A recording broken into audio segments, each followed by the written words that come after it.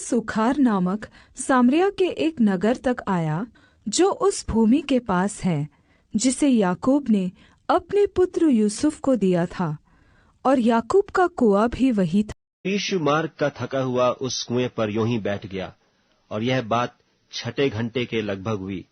इतने में एक सामरी स्त्री जल भरने को आई। मुझे पानी पिला। हाँ, तू यहूदी होकर मुझ सामरी स्त्री से पानी क्यों मांगता है? यदि तू परमेश्वर के वरदान को जानती और यह भी जानती कि वह कौन है जो तुझसे कहता है मुझे पानी पिला, तो तू उससे मांगती और वह तुझे जीवन का जल देता। हे स्वामी, तेरे पास जल भरने को तो कुछ है भी नहीं, और कुआं गहरा है, तो फिर वह जीवन का जल तेरे पास कहाँ से आया?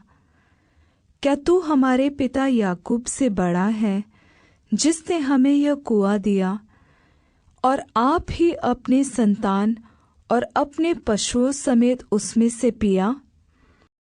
कि जो कोई यह जल पिएगा वह फिर प्यासा होगा, परंतु जो कोई उस जल में से पिएगा जो मैं उसे दूंगा, वह फिर अनंत काल तक प्यासा न होगा। वरन जो जल मैं उसे दूंगा वह उसमें एक सोता बन जाएगा जो अनंत जीवन के लिए उमड़ता रहेगा। हे प्रभु, वह जल मुझे दे, ताकि मैं प्यासी न हूँ और न जल भरने को इतनी दूर आऊं। जा, अपने पति को यहाँ बुला ला। मैं बिना पति की हूँ।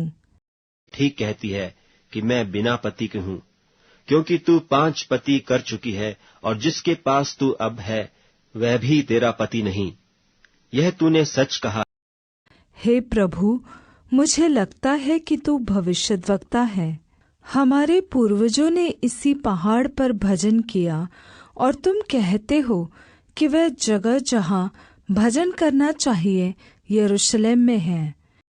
हाँ, हे नारी, मेरी बात की प्रतीति कर कि वह समय आता है कि तुम न तो इस पहाड़ पर पिता का भजन करोगे, न यरूशलेम में।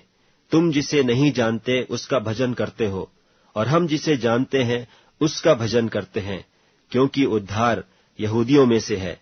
परंतु वह समय आता है, वरन अब भी है, जिसमें सच्चे भक्त पिता का भजन आत्मा और सच्चाई से करेंगे, क्योंकि पिता अपने लिए ऐसे ही भजन करने वालों को ढूंढता है। परमेश्वर आत्मा है, और अवश्य है कि उसके भजन करने वाले आत्मा और सच्चाई से भजन करें। हे प्रभु, मुझे लगता है कि तू भविष्यद्वक्ता है। हमारे पूर्वजों ने इसी पहाड़ पर भजन किया, और तुम कहते हो कि वह जगह जहाँ भजन करना चाहिए यरूशलेम में है। मैं जो तुझसे बोल रहा हूँ वही हूँ। तब स्त्री अपना घड़ा छोड़कर नगर में चली गई और लोगों से कहने लगी, आओ, एक मनुष्य को देखो, जिसने सब कुछ जो मैंने किया मुझे बता दिया। कहीं यही तो मसीह नहीं है? तब वे नगर से निकलकर उसके पास आने लगे। हे रब्बी, कुछ खा ले। मेरे पास खाने के लिए ऐसा भोजन है जिसे तुम नहीं जानते। मेरा भोजन यह है कि अपने भेजने वाले की इच्छा के अनुसार चलूं और उसका काम पूरा करूं।